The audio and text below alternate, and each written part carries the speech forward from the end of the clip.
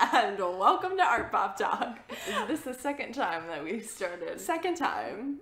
I'm Gianna. And I'm Bianca. I am always afraid that I'm going to say the wrong name. We've talked about that, but I'm always afraid I'm going to say hello, welcome, I'm Gianna. But I feel like we could just go with it because I feel like it'd be really funny if we did an entire episode where you were me. You were me. You are me. And we are twins. And we are me. I think that we should do that. Oh my god. Because I can hear the distinction in our voices, but I know that like some people can't. Oh, you know what? I was actually talking to a Bumble boy, and wow. You know what? That's what I do these days.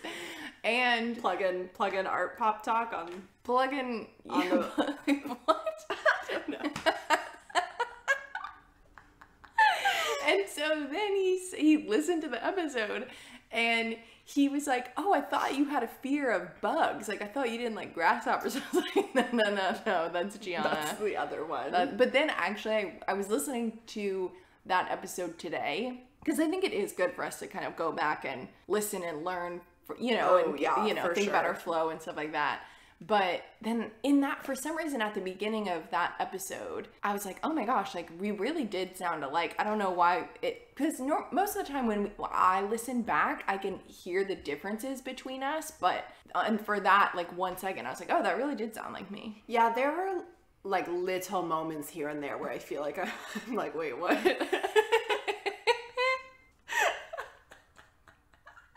What the fuck did I just say? That's the stupidest fucking thing I've ever heard.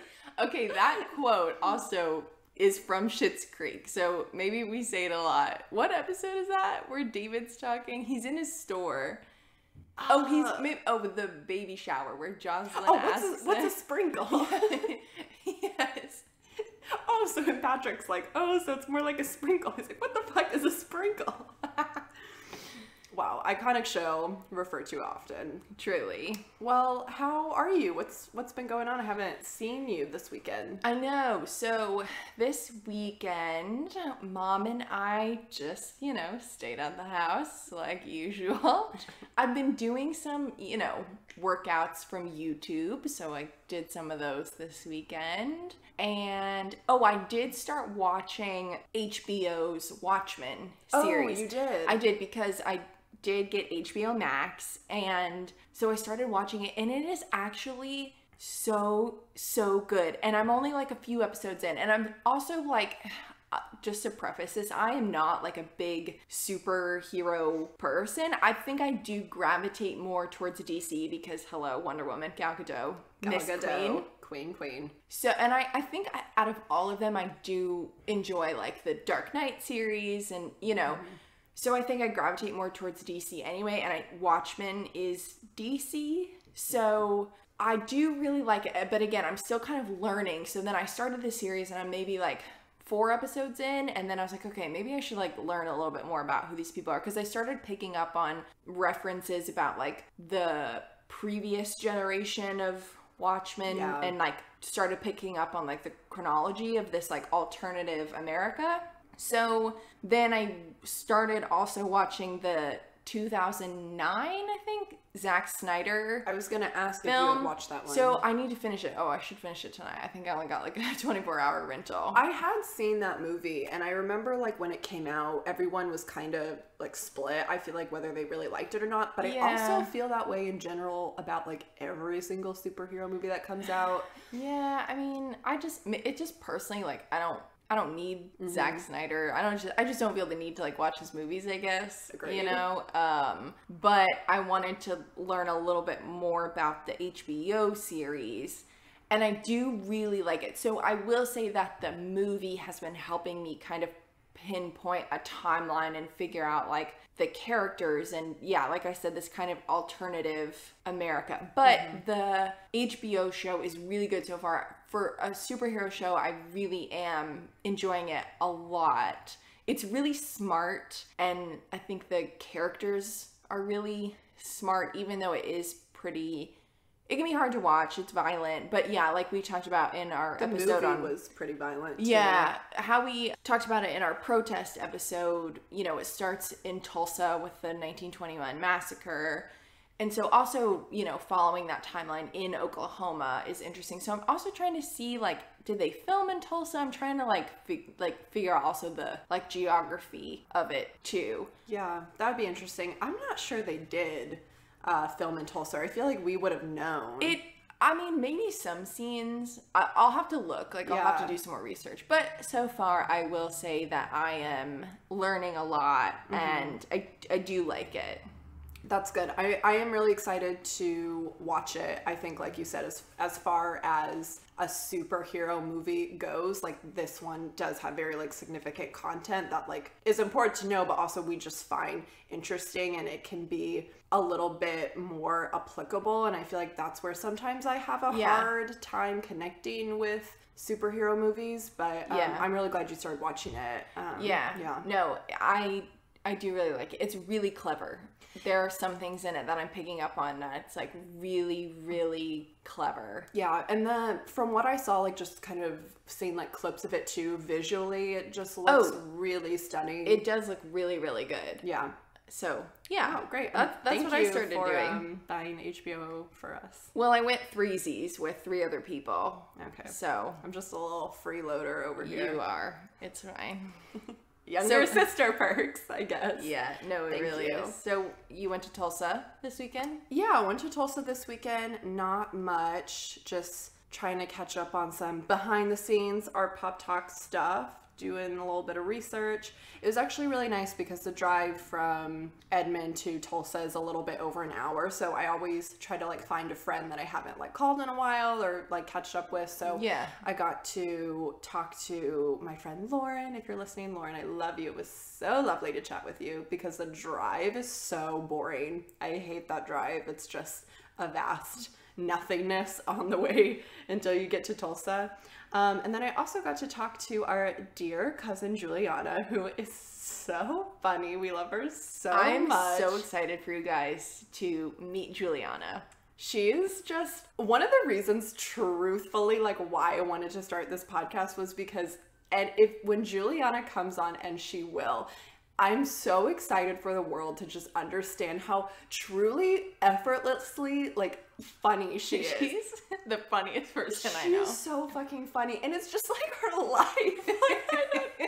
Do you remember when a year or two ago she was going out on all those interviews, and literally every single one of those interviews were just so weird. You couldn't make this shit up. The one where they had all those office cats, and she had to do her interview with just a bunch of these feral cats walking around everywhere with no one telling her yes, these are her office cats. She was just kind of expected to think that this was a normal thing. So she studied fashion and costume history, so we're so excited for her to come on to talk about a bunch of different things. But she used to work for, was it PetSmart or Petco? And then she was at this party, and then someone asked her if she sold weed.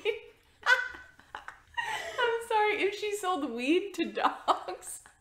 At because they at did. A dinner party. Because they did. Oh my God. But the way she tells the story is just so funny. The way she just talks. Just a woman in her 20s trying to figure life out. Do you sell weed to dogs? Oh my God, she just is so funny. So I'm so glad that you got to talk to her this weekend. Yeah, no, it was really good. And she's working from home. Nice. Right now she works for Hungry Harvest. So if you are on the East Coast, you can check out Hungry Harvest. I know she really likes working with them. Yeah, they are such a cool company. The CEO is a really young guy, and I guess was on Shark Tank too. Yeah.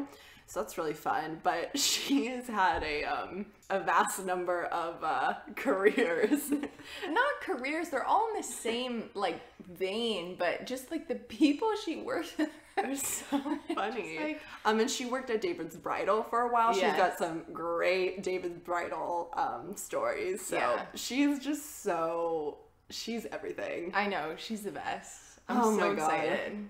Well, speaking of being excited, we are so happy to finally make an announcement today.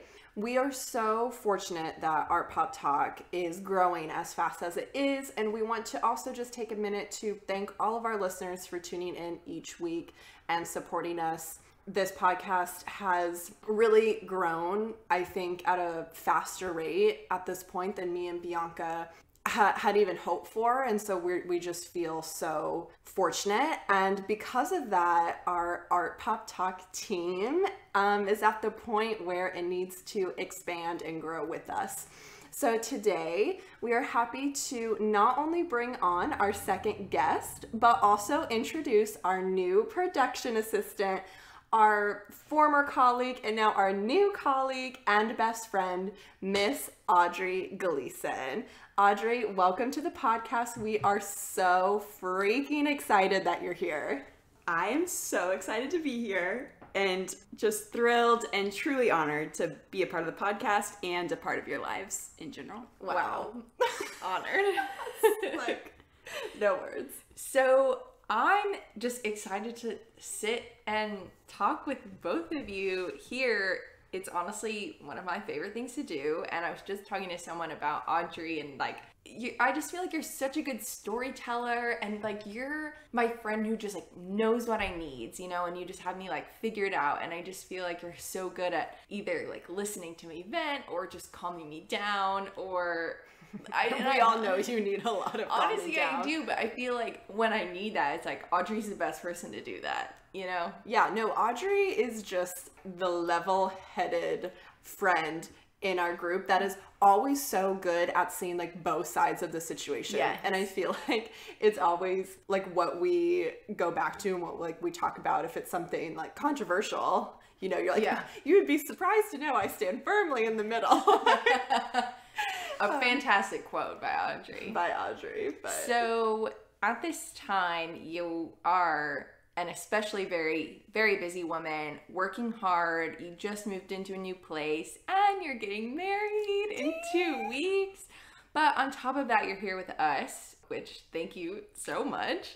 And so, you know, we were talking about one of your first big projects that you're working on for us, which is obviously like getting that branding going, you know? Yeah, you are. But a few weeks ago, you were talking about like, what should our fan base be called? Because, you know, people have like the Little Monsters with Gaga, or Friend of the Pod, or Bachelor Nation, or whatever. Like every kind of fan base has like a distinct title. Right. And so Audrey like specifically brought that up a few weeks ago. Oh, totally. Because the thing is, when I hear Artpop Talk, like the first thing that I think of is Pop-Tarts, you know? And I'm just like envisioning this community of people that, you know, but that are all called Pop-Tarts. Like how cute would it be if, you know, we could actually use that word and it wasn't like trademarked or something, or like, you know, stolen. But like Pop-Tarts are so freaking cute. Yeah, it's hard to think like Art Pop Duck because some people were suggesting poppers. I feel like that's not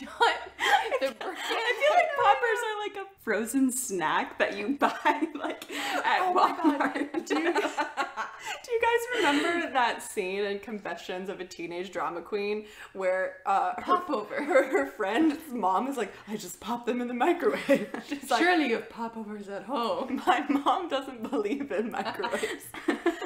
No, Pop-Tarts, and they're just so like beautiful. And have you guys also been seeing just over quarantine too, everybody has been learning how to make their own like homemade I Pop-Tarts? think that's also why it was in my brain, because you just see them on Instagram everywhere. Like everyone is making these like homemade Pop-Tarts. It's crazy.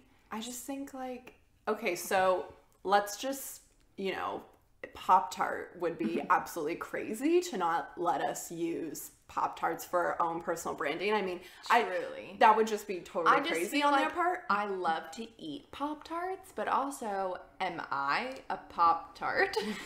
You are a tart. That's how I just describe you. I mean, I like it. So that's what I'm saying. Like, it's just so on brand, but like, again, Pop-Tart would be crazy not to let us use their name, but on the off chance that they don't, okay, lost. But if we've already ruled out poppers, then I feel like the poppers are not on the table. Then I feel like the word left is tart, right? That's true. So we have to do something with tart. You guys. Oh my god, okay. Oh my god, this is all coming together. See, Audrey, even your like presence here your is presence just so much needed. The best. Because we have mentioned in several episodes, especially Bianca, just her love for baking and like I really don't think we've talked about it that much. We haven't talked about it that much, but you mentioned it in the last episode with talking about chefs and just like loving new ways to cook in the kitchen, and you're just such a good baker. If we haven't addressed it as much as we need to, like Bianca's a baking queen, and I'm your little taste tester. A taster? Yeah, little taster. No. Tasty tart. I just feel like as this podcast grows, I think like our just like love for food is just going to come out more. I really do love So food. hear me out. What about tartlets? I'm gonna say that I really like tartlets. Tartlets. So if you haven't seen that episode of Friends, which you probably have, I hope you have, there's an episode where Monica is making like a meal at home for this friend of Phoebe's who owns a restaurant, and he comes into Monica's apartment high, and then what does she say? We have some delicious onion tartlets. Yeah. And he's like, tartlets. And then he's like trying to steal the gummy bears, and they like fall into the soup. He's like, grab onto a sugar, oh boy. It's like, I think tartlets is really, really fucking cute. I like it. Audrey, what do you think? We also need to consult the fans. You know, do they want to be called a tartlet? I think we need to see what the fans think, but it's definitely an A+ for me. As long as the fans are on board. See, when I picture a tartlet, I picture like a pop tartlet, an art tart. No, but see, that's the thing. Like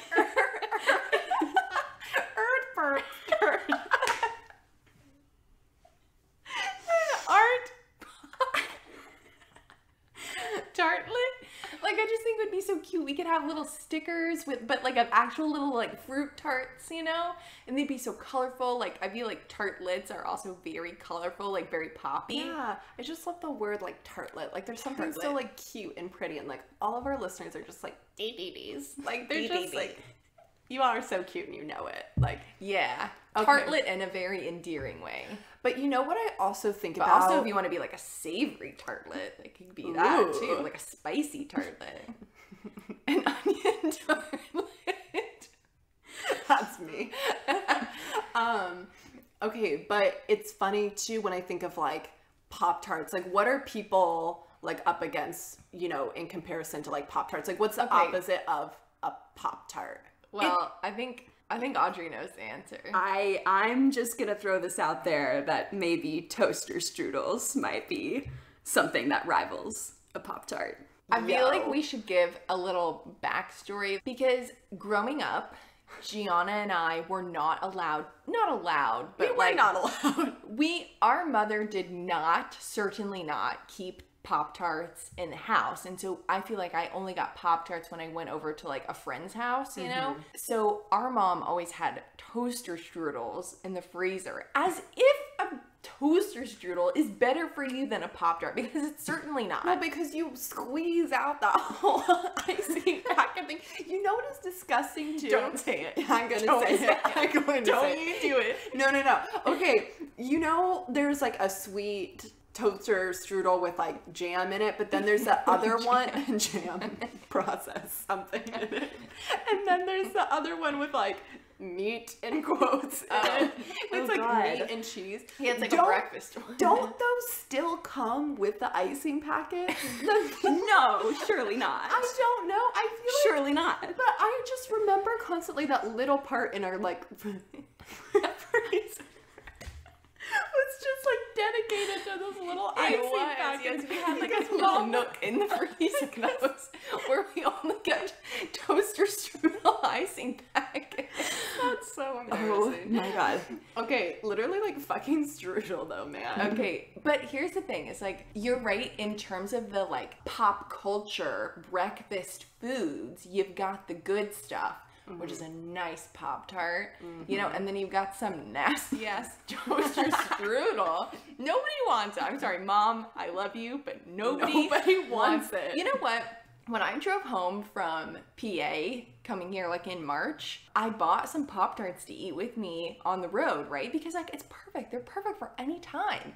And then I come home, I'm telling Mom I asked her to try a Pop-Tart and she like wouldn't eat it. Are you kidding me? No, and then I made her take one bite and she like, I was like, how can you not like this sugary treat? It's delicious. But no, she'll eat a toaster strudel. A nasty pastry. You know what? Okay, first of all, if you're gonna make a strudel, you should make it right. Like, make your pastry, make like some nice apple filling or whatever. Like, make a nice strudel. Like, that's like, you should fill your home with like an essence of a nice pastry. And I'm not saying that Pop-Tarts are like a nice, nice, well-made like puff pastry, Decadent pastry by any means, but I would rather make a really nice strudel than eat a toaster strudel. I don't think my father, the inventor of toaster strudel, would be too pleased to hear about that, Bianca. You know what? I'm sorry, Gretchen Wiener is just not it. Like, Pop-Tarts are where it's at. And I know, okay, here's the thing. I think that people are gonna come for me so hard when I say what I'm about to say next. Oh my god, what are you about to say? I don't even know what you're about to say.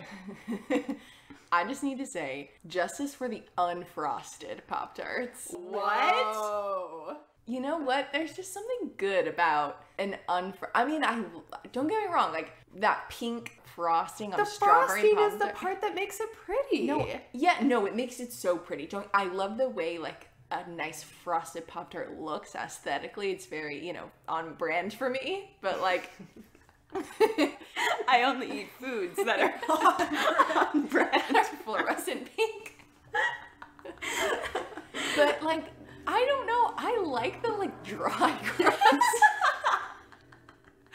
an unfrosted Pop-Tart. Bianca, that's crazy, because I was just about to say I was over at Adrian's, our other sister's house, and I saw Pop-Tarts in her pantry, and I was like, yo, I'm gonna need a Pop-Tart.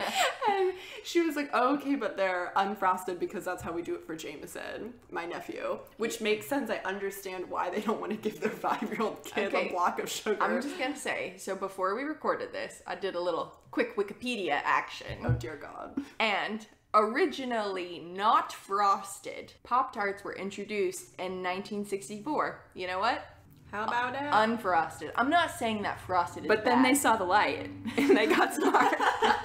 They said, why are we making these without sugar when we could put more sugar and make them even more pretty and even more delicious? See, they had their own Audrey Gleason to show them the way. There's some different version of Audrey at the Pop-Tart factory. Like different colors of icing on some dry ass. That's so cute. Oh I can picture it. I want to meet Kellogg Pop-Tart Audrey from 1964. Oh yeah, I'm sure that factory was a real cute place. I also, just when I was looking at Justice for Unfrosted Pop-Tarts, I just saw like a funny fact about Pop-Tarts, because I was also looking at like, if we're gonna be associated with Pop-Tarts, also people at Pop-Tarts, like, if you sponsorship, like, you should let us know. Or at least some free Pop-Tarts. I would appreciate a package. My favorite is brown sugar cinnamon. I do like the frosted kind. Oh yeah, Gianna, what's your favorite kind of Pop-Tart? Ooh. I kind of like the basic one with the icing and like the strawberry filling. Yeah, just like regular the strawberry. Good, like classic one. And then cinnamon brown sugar. My other friend, Alyssa, she likes strawberry milkshake. And I think she also likes, there's like a cinnamon bun one too. Alyssa likes the like crazy ones. Alyssa likes a lot of cinnamon things. She likes that Ben and Jerry's like cinnamon roll ice cream too. That sounds delicious. Pop-Tarts or Ben and Jerry's, I'll take either sponsorship. Yeah. But I was looking at Kellogg's because I was like, I don't want to be affiliated with like a brand that does like bad things that like, you know, doesn't. Good call. Yeah. So I was like looking and doing some research on Mr. Kellogg or whatever. But then I read this thing that in 1992, a man named Thomas Knapp filed a lawsuit suing Kellogg for damages after his Pop-Tart became stuck in the toaster and caught fire. So then, this apparently happened quite a bit, and there was an experiment showing that when left in the toaster too long, strawberry Pop-Tarts could produce flames about 1.5 feet. So then, Wikipedia says this discovery triggered a flurry of lawsuits. Since then, Pop-Tarts carry the warning, due to possible risk of fire, never leave your toasting appliance or the microwave unattended. But I also need to know, who the hell toasts their Pop-Tarts actually? Because I'm sorry, if you're not eating them straight out of that foil packet, you're doing it wrong. Oh my gosh, I totally toasted my Pop-Tarts. I feel like we never toasted our Pop-Tarts because we didn't freaking ever have them. We're always eating them, like buying them in the store and like, eating them in the car. You know what? So Mom never saw us buying them. I used to do color guard in high school, and so we had like rehearsal every morning, and I was always like freaking hungry after, you know, because I would eat breakfast at like 5 a.m. and then we'd run around a field for 2 hours, and then I'd be like hungry again by 9. And so then right before my second period started, I would always go to the vending machine and get strawberry Pop-Tarts and eat them in my calculus class. Yeah. So I have a good association with like Pop-Tarts and my fun math class. Yeah, I feel like anytime. But again, no toaster laying around. Yeah. It's true, not many math classes have a toaster. Honestly, I don't think I've ever had a warm Pop-Tart. Wait, really? Oh. I really don't No, think I okay, ever so have. here's the deal. Here's like the lowdown for like when you eat, like the best way to eat a Pop-Tart in my opinion. You like toast, and then once it comes out of the toaster, it's all nice and toasty. Then you get rid of the crust first, right? Like you eat the gross, because then by that point it's kind of burnt. You eat all the way around the crust, and then like the middle part, it's all kind of like melted a little bit, so it kind of slides, you know? But that's when you know it's good. Oh my god. Didn't Alyssa say something about the crust? No, this girl. Good catch. Sometimes she's a bit of a strudel. Yes, strudel.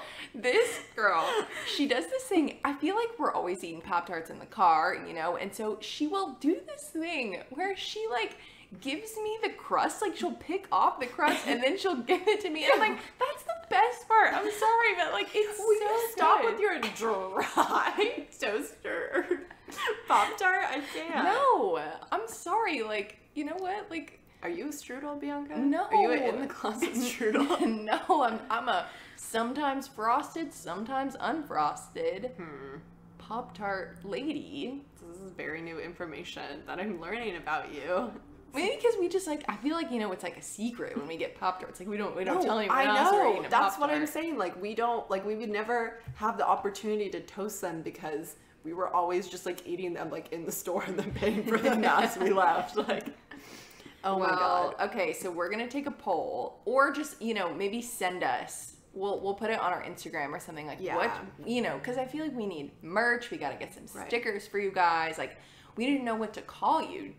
Should we call you Tartlets, or if someone else has something like really good and funny, let us know, because also like I just feel like I'm not that clever. Like I'm not clever enough to come up with something that sounds good, like an Artpop Talk listener. Like I don't have the capability for that. I think that tartlets sound really cute, and then I feel like when we talk about people that we don't like Picasso, we can just be like, oh yeah, he's a strudel for sure. Such a strudel. Such a strudel. Also, yeah, I'm curious. We should ask our listeners too about like, what did you have growing up? Did you eat Pop-Tarts? How do you like your Pop-Tarts? Did you have a toaster strudel? Right. You know, I'm just so curious. I feel like we gotta go to the store and like, Oh, you know, yeah, totally. hop on this. Yeah.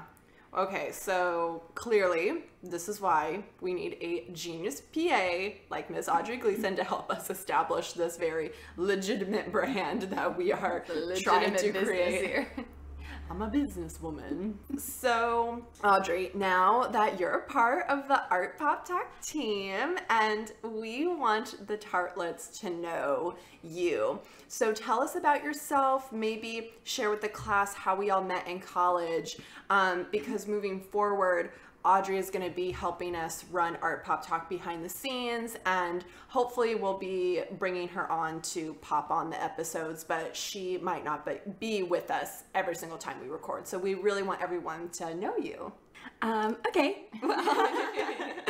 I grew up in Kansas City, and when you guys did your first intro episode, I feel like you had a really cute story about you grew up with art history and going to museums all the time and talking about that. And in my household, I grew up as a performer for sure.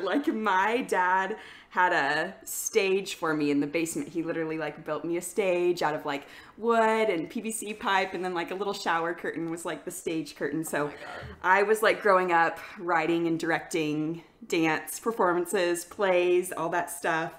So I had a really creative, childhood too. My parents were always encouraging me to do that. Okay, and then I actually didn't really get into visual art until a lot later in high school, because I was doing performing arts for most of the time I was growing up. And then when I started at OSU, I just chose my track, and I was a BFA studio art major from the very beginning. And then I met Bianca through working at the OSU Museum of Art, and then I met Gianna because, sisterhood. So you get one, you get the other. Totally. But yeah, no, I remember starting at the museum, and we had student employee, training or whatever. And I just remember sitting across the table from Bianca, and she was so cute. And I was oh my gosh, I'm so glad I get to have a really cute friend here. So, and it wasn't I was I'm so glad I'm going to have a friend here. It wasn't I hope she's going to be friends with me. I was little do you know, you are going to be my friend. I just need to say that day is burned into my memory forever. And I think the universe was really trying to tell me something. You need to make sure you're friends with this girl, because I will never forget, I saw you walk into the museum, and then we sat at that big long table, with the projector and everything. And then Audrey said that she liked my necklace, and I was oh my god, this really pretty girl across from me just said she liked my necklace. And it was so cute. And then we went to Dallas together, later that year. And I was thinking about WWAD, it's where you form a lot of inside jokes.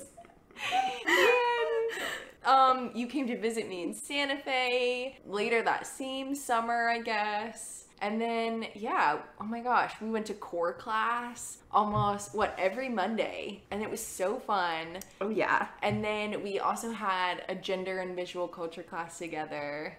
And yes. That was, I just I miss having class with you. I miss having class with you. Well, this can be our class now. Oh, well, that's good. That makes me happy.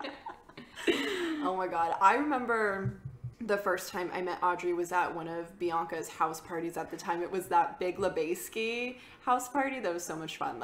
But I remember, Audrey, you offered me these vodka or champagne soaked gummy bears. I can't remember. I think they were champagne soaked, because I remember when Audrey came in, I was oh, this bitch is fancy. Showing up to this house party with champagne gummy bears. All right. While there's trash punch around the corner. I remember all the lobster inflatables. Yes. Those were so cute. But yeah, and then I just remember thinking okay, I see you, this girl is legit. And then from there, we ended up working together at the museum, and we did our education internship together, which we'll definitely talk about. But I always remember this one night we were leaving the museum, and I feel maybe we were working a late night event, because I remember it being dark outside, and we just hung out in your car, and we just didn't go home. And I was hey, I don't know how to tell you this, but you're my best friend. Sorry, I'm such a loser, but so cute. Puppet master, dee dee dee. And then from there, you were stuck with us. So how does it feel? It's the greatest honor of my life. Wow. Wow. Okay, so we did an episode about the OSU BFA program, and Audrey, you and I went through the program together, and so I was wondering if you could talk about your work a little bit and what you did for your capstone show and just your experiences in the program. Yeah, well, those were the glory days, I will say. Glory days. First of all, yeah, I did graduate on time in 4 years, but I felt like it just took me a lot longer to find my voice in my work than like you did. It seems like you kind of, I don't know, knew what you were about from the beginning, and I did not. At first, I was like making this really intense, emotional, like black and white work. I went through kind of a hard time in college, like kind of wrestling with two different parts of my identity, like my religious identity, and then in the arts department, people tend to be more liberal and not really religious. So, and I was taking a lot of like conflicting classes. It was just kind of hard to like reconcile those parts myself. So I was trying to work through that in my art.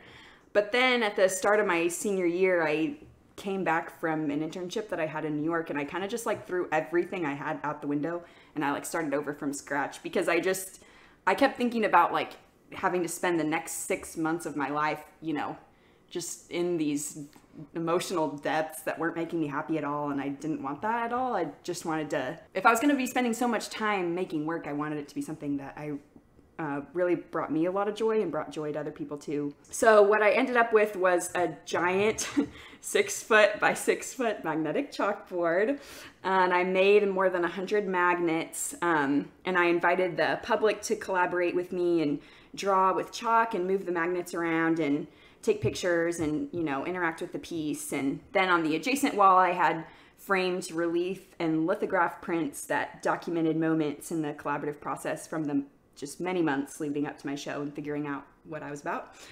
And I'm really glad, like looking back, I'm really glad that I trusted myself to change my entire body of work 6 months before installing my show, because I ended up being so happy with it. And I think it was just like a lot more true to who I am as an artist. And the goal was for people to realize that, you know, no matter how different we are, we all have things in common, like reminiscing on childhood memories and needing to play. Yeah, I just want to say that I love that body of work. I love the content of it, but also visually, I just like, when I look at that work, like I see you and I just see so much joy and happiness and playfulness in that work. And I remember you like every day, like, how you doing, Audrey? And you're like, well, just cutting out magnets or whatever. Gianna and I were talking to someone about the goal for this podcast and kind of thinking about play and not taking art so seriously. And I know that's something that Audrey, you and I, of course, have talked about in the past. Like, you and I think get frustrated whenever we're talking about art and it's so serious all the time and it feels so inaccessible. And I think that's something that, you know, your art specifically kind of relates to this podcast, but you in general, just understanding that need, that not everything about art and experiencing art has to be so inaccessible, and you can understand art, you can play in art and still get it and have like a meaningful experience with it. So I don't know, I just always love that about your work, and like seeing the magnets up and whenever they were on view, like seeing everybody play with them, and it just made me happy. And I just think that's what we're trying to do, you know what I mean? Like, that's just like what we want to do. And I'm just, because I feel like in those like 6 months when you did transition, like if there's anything I will remember about college, it'll be like that time. Yeah. Because we were taking several classes together,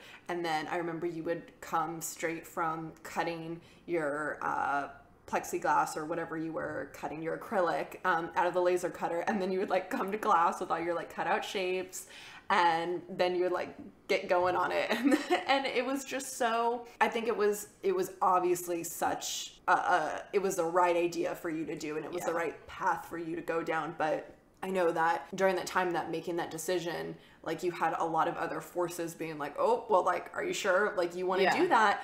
And I think you just held your ground so well, because I even think that when you were making this body of work and trying to explain it, because you also had prints paired with your installation, a lot of people in the department and professors, people who's kind of supposed to be your mentors, not even fully understanding what you were trying to accomplish while you were doing it and even after it was completed. So I know that like that was super challenging, but I think we just resonate with it so much. And like Bianca's right, just looking at it, I'm like, that is Audrey. And I just wouldn't have had it any other way. And I wouldn't want you to have it any other way either. I think it would be really fun if we could like to do something similar like that, or, you know, do a video with your work so people can see it or something like that. Or like if we're big enough, we can have a meet and greet one day, you know, and like have people play and like come make art. I just think it would be so fun. So these ideas about kind of human connection and the importance of community within the art world are ideas that you're passionate about, that is evident within your work, but also now post-graduation. So when you were still in school, do you want to talk about the internship you had in Kansas City that kind of will feed into what you talk about what you're doing now? Yeah, I do. And I really I feel like this internship is still to this day probably the closest to what I really want to do, you know, like with my life. And the studio is called Imagine That KC, and it's a space for differently abled adults to make artwork and essentially have a career as an artist, like after they age out of the public school system at 18. So Imagine That has a staff with many different skills and backgrounds. Some are trained in social services, you know, education, art, and these folks help the artists develop their work, organize exhibitions, and then they sell the work too. So my favorite story to tell from that internship is like why I love nonprofit work so much. It was like my second week there, you know, and this is like my first internship ever. So it's like my second week at my first internship, like a sophomore in college, you know, and it was on a Wednesday, and then that week was First Friday in Kansas City. So on Wednesday, we decided we wanted this beanbag toss game out at our First Friday booth. And in literally like 3 days, someone just rounded up a random piece of plywood and taught me how to use a jigsaw, and then I had to look up YouTube videos to teach myself sewing to like make all these bean bags, and then I was just like running around the studio trying to convince these artists to like stop whatever they were working on to like paint my random piece of plywood with the holes in the middle, you know, like and then like in 3 days, you know, it happened. Like we wanted this game, and then we just like found a way to make it work and made it happen. And then the artists totally loved it. And then at our booth at First Friday, people were more likely to stop and have a conversation with us because they could like stop and play this game instead of just taking a flyer and moving on. So I feel like we had more of an impact that way. Imagine that. No, exactly. You know, so, I mean, I can't believe that having fun with art brings people together and allows for like cool conversations. I mean, how about that? How about that? Yeah. So I just like love that. When you can see change happen really quickly, that's like one of my favorite things. Yeah. I'm laughing because I know you so well, and I know that you are the kind of person that like wants to get things done so fast and efficiently and spark change like through your work at that like fast pace. Like, but we've talked about how it's also so difficult like to be in this industry if you don't have that passion and that drive for it at the same time. But we also always mention, all three of us, like we work hard so we can play hard essentially, but it can be really hard to leave work at work when you are the person that everyone is also relying on for this project to get done, and you're the person that really also cares about the outcome of that event or that project as well. So like I said, not only did we go through the same BFA program together, but we became really close through our education internship at the museum. And I think our friendship really blossomed out of our professional relationship, and just how well our visions were just like, wow, like we are the same person. We want to see the same thing. Like, holy shit. I just wish that all the listeners could see that from my perspective, because like it was like a thing. Like watching Gianna and Audrey, the education interns, was like just like happiness and joy exuding from the museum. And it was like you just looked at them like walking around at art events, and you guys started, I mean, Final Friday in Stillwater, and just like I just wish that everyone could see that the way that but that's how I it. feel about you guys as sisters, though. I feel like I just sit here like watching you guys like have your own like language together, and you just like exude love and joy. I think it was just one of those things like as all three of us know, it is really extremely hard to get, at least in our community, it was really hard to get art students involved in doing things. And I think just the general college community, because you're competing for a lot of events, but a lot of our student body has never been to the museum before, doesn't even, maybe not even know that we have one. But it was really challenging for us to like go and plan on these events and like create these special projects when even our own art students hadn't been to the museum before. So I think you and me, and I think it's like fair to say and like look back on our accomplishments, it was really important for us to get those people involved. And I think, yeah, we were dream team because like we showed up for things and people knew us because we were involved, because we wanted them to be involved. So I'm not mad about it. But No. so yeah, back in the day we were absolute dream team. Also with our other dear friend Megan Patterson. Megan Patterson. Oh my god, that's hilarious. Megan, we love you. And also Carrie Kim and Casey Pankey. Oh. That was just like just goals. But it was always so fun to like plan these events and like lead these tours, and then afterwards we would always vent about where there was that like one obnoxious like person or kid that would just totally disrupt our like flow, and they'd be like, what's that piece over there? And I'm not talking about that piece right now. So we both just kind of really like thrusted ourselves into museum work, or in your case nonprofit work, at a very early age in our career. So in regards to the museum, I wanted to know what your favorite part of our internship was and what was your biggest takeaway from that experience. Okay, well, I couldn't have said it better. You know, I love the museum so much, and just so many great memories, like made my best friends there. So but, you know, true, professionally, my favorite part was definitely starting the Final Friday art crawl in Stillwater, Oklahoma. In January 2018, I thought there's just really no reason why Stillwater can't have a small downtown art walk here like the Paseo does, or Tulsa, or even, you know, like KU and Lawrence and OU and Norman both have local art walks. Like we could totally do one in Stillwater. So I just like sent emails, Facebook messages, you know, you name it. I was like calling people like, hey, you want to be a part of this thing? And they were like, what's it going to be? I was like, I don't know, but I think it's going to be fun and you should be a part of it. And, you know, I made a map in Canva, and then that freaking art crawl map.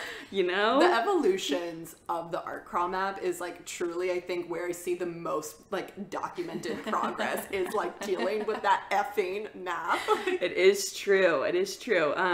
So we had the first one in March 2018, and I think for that first art crawl we had like 10 businesses, and I feel like it was like 75 to 90 visitors into the museum, and it was just crazy because I just will never forget. I told, you know, Casey and Carrie were like, how's the art crawl coming in? I was like, good, we have, you know, like 8 or 9 people so far. And Casey was like, what? Like, all of those people said yes? And I was like, yeah, they did it. It's like people want to be involved in something nice. Yeah, I know. So anyway, by the time we got to September 2018, we had like doubled those attendance numbers. And I remember at the time it was the 3rd highest attended event at the museum. I don't know, you know, where that stands now, but looking back, I don't think I appreciated the fact that like I was an intern. I was a junior in college, and I just like said, hey, I want to do this thing, and they were like, okay. Yeah. And then I just did it. Like I didn't work with anyone really. I just like said, hey, I have these like 10 people that want to be a part of this thing, and made a map, and then, you know, we were good.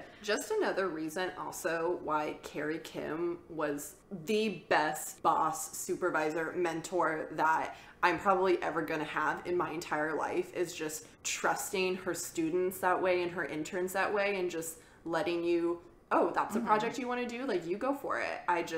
She was just like an absolute dream. Yeah. I think that's also telling about, you know, if you're someone working in a smaller arts community or a community where you don't see a lot of interaction with the arts, like there's a desire for that, you know, so don't be afraid to go out and talk to people about doing something, whether it's art related or not. Like if it's a music festival or like a, you know, like poetry night or whatever, like I think just people do kind of crave that interaction, and even though it's not there, it may be not as burdensome as you think to get something like that started. Well, and I also think that's kind of the misconception of also living in a small town too, is you think like nothing can happen. But in our case, like the arts community and the local business community is very, very well connected because everybody knows each other and we're all in the same area. And so doing an art crawl, it's like it made too much sense to do. So, Audrey, you have been graduated for a year now. Congratulations. Do you want to talk about what you've been up to, like where you're working now? Totally. And time just flies. I cannot believe it's been a year. I know. So crazy. Okay, so I serve artists here in Oklahoma through the Oklahoma Visual Arts Coalition, or OVAC. And it's a nonprofit organization that I absolutely adore. And our mission is growing and developing Oklahoma's visual arts community through education, promotion, connection, and funding. So what that means is we put on workshops, exhibitions, and then we have grant funding for artists in the state so that they can have the tools they need to have a thriving career here in Oklahoma. And my role is I'm the programs and events coordinator. So I'm in charge of planning our annual fundraiser 12 by 12, our annual exhibition for artists 30 and under, Momentum, the Tulsa Art Studio Tour, and the biannual traveling exhibition 24 Works on Paper. And what I love about nonprofits holds true with OVAC. We move really fast and we all have to be flexible in helping each other out. So, because we're a small staff of 4. In the past year, I've also learned a lot about social media, PR, membership, budgeting. I feel like we all kind of have to wear a lot of hats and help each other out when we need it, because we're a team.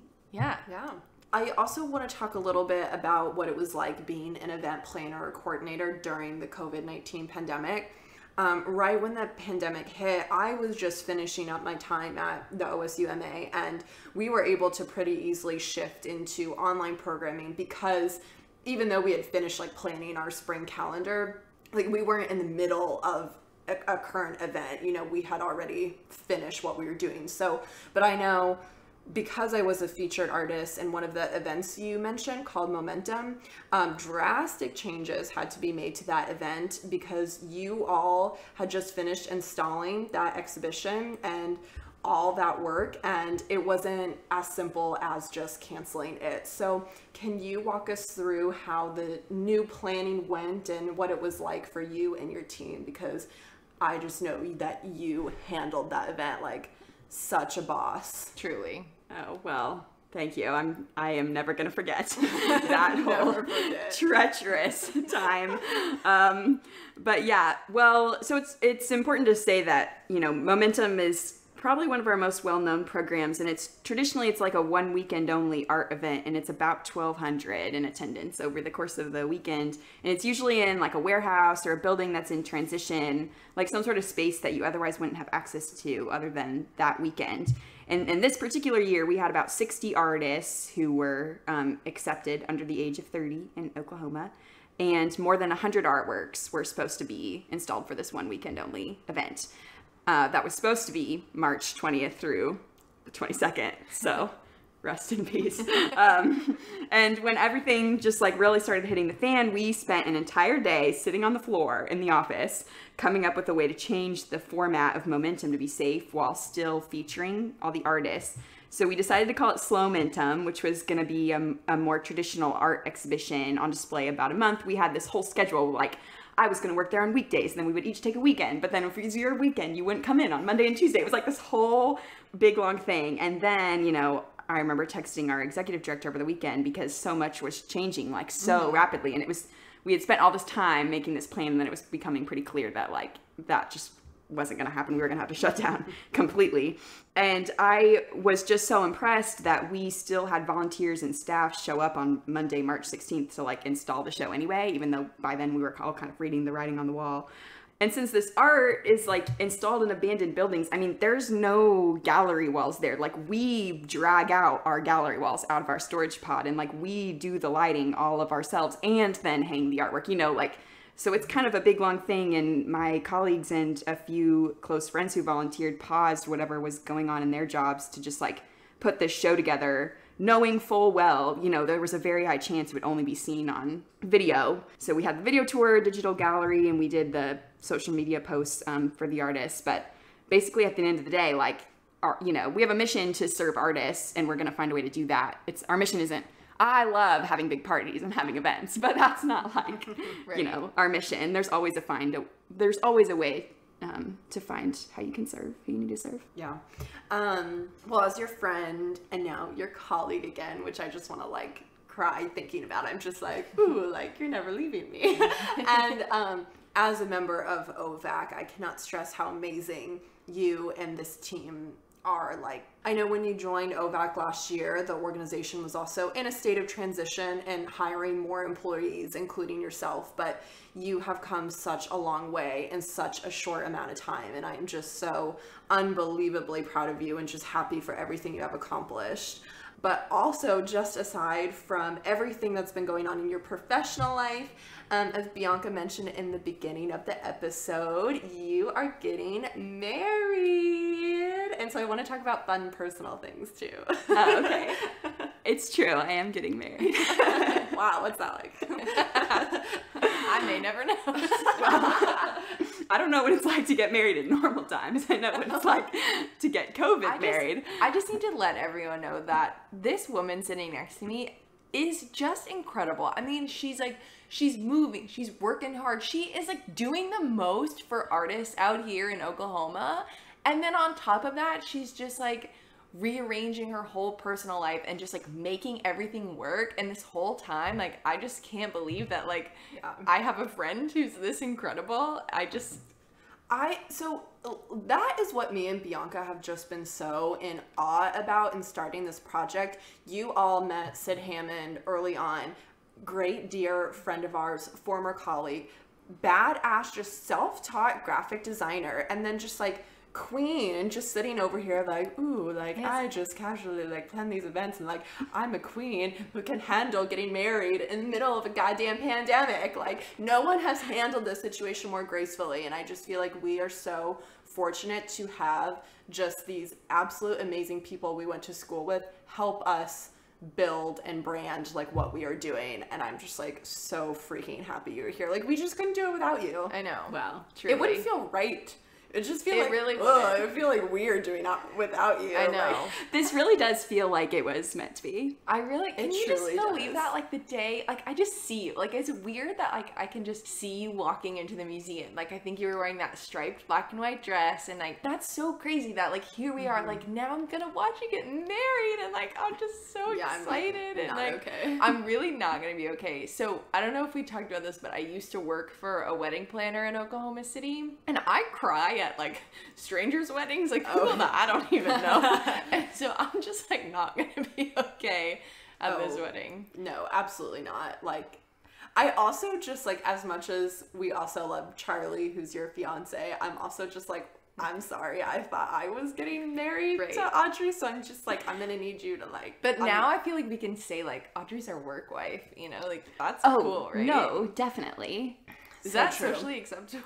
Yeah, I don't know. I don't. Is it okay with you? It's okay with me. Yeah. No, but it is really crazy. Like, Charlie and I actually were talking about it over the weekend, because sometimes we're just like, oh, we're getting married, and sometimes we're like, oh my god, like, you know, we're getting married, and like, we just keep going. It's like hard to know like how you're gonna feel. Like sometimes when I think about it, I feel like when I walk down the aisle, I'm gonna feel the same as like when we're sitting across eating random dinner on a Tuesday night, you know, like, and I'm just looking at him like, hey, what's up, you know? And then sometimes I feel like I'm just gonna feel, you know, like when you can feel that like buzzing in your brain almost of like this moment is so important. Right. Yeah. Because I feel like in your case too, with having a longer ceremony, like there's a lot more room for just like a lot more thoughts too. Yes. So I feel like it might be a mixture of both. You know? That is which is fine. True. Like, and I feel like that idea of like, oh, this feels like just as normal as like we were sitting on the couch. Like, that's how you know. I feel like it's meant to be. Like, we love you and we love Charlie, and we're introducing you as Audrey Gleason, but you will be now known as Audrey Kaminsky, PA, boss bitch, married woman, event coordinator, planner, queen of Oklahoma City art scene. Like, just a woman that wears many hats. Truly. The most hats. The most hats. We should get you a hat. You should get this bitch a hat. Like, for the love of God. Oh my gosh. I'm just gonna, that would be so funny. Instead of sending you what's on your registry, I'm just gonna send you a lot of fancy hats. Oh my God, you should. Actually, that would be really hilarious. Okay, great. Do it. Okay. I support it. Well, Audrey, where can everyone follow you? Yeah, so my account for now is Audrey _ Gleason. Wow. But pretty soon I'll probably keep the underscore because that's just a trademark at this point. Sure. It's part of the brand. So Do I need an underscore? I have an underscore. I don't have one. Also, can someone help me with my freaking Instagram Yeah, name? It's so terrible, but You are like ingrained in my brain as like BJMF. Like all your usernames and like passwords like BJMF. because like I have 4 initials and like I love my parents, but BJMF are just the worst initials. Yeah, so, but if you would have had an A as a middle name, your initials would have been Banff, and that would have been iconic. yeah, well, thanks. It's not like I don't get that explanation every day. All right. Anyway, someone help me with my Instagram handle because I just like don't have anything cool. Like I said at the beginning of this, like I'm not. I think you're cool. We'll come up with a cool name. Okay, yeah. Audrey's got you. Yeah. Thanks, PA. Oh, totally. Okay, so Don't mention it. for now it's Audrey _ Gleason. Yeah, and on Facebook too, I guess. Both of my Facebook and my Instagram are pretty like my professional accounts, I guess. I just have one. I just rolled it all into one. It's like I can't do this double life. I'm not Hannah Montana. So, and if you want to follow OVAC, that's OVAC _ okay. Sweet. I'm pretty sure. Yeah. We'll I tag should him. know. We'll tag him. Yeah. That's fine. Totally. If you see the cute little yellow circle logo. It's also linked in my bio too. Oh so. yeah, very important. Alrighty, friends. Well, Audrey, thank you so much for joining us today, and we're just so excited that you're officially part of the team now. I'm just so excited to have you. So again, if you have any questions or suggestions for what you guys should be called, email us at artpoptalk@gmail.com. You can follow us on social. We're on TikTok. Whatever. We try to be all the places. So whatever. you know, we're just everywhere. That's what we do. All right. And with that, we will talk to you on Tuesday. Goodbye, everyone. Bye.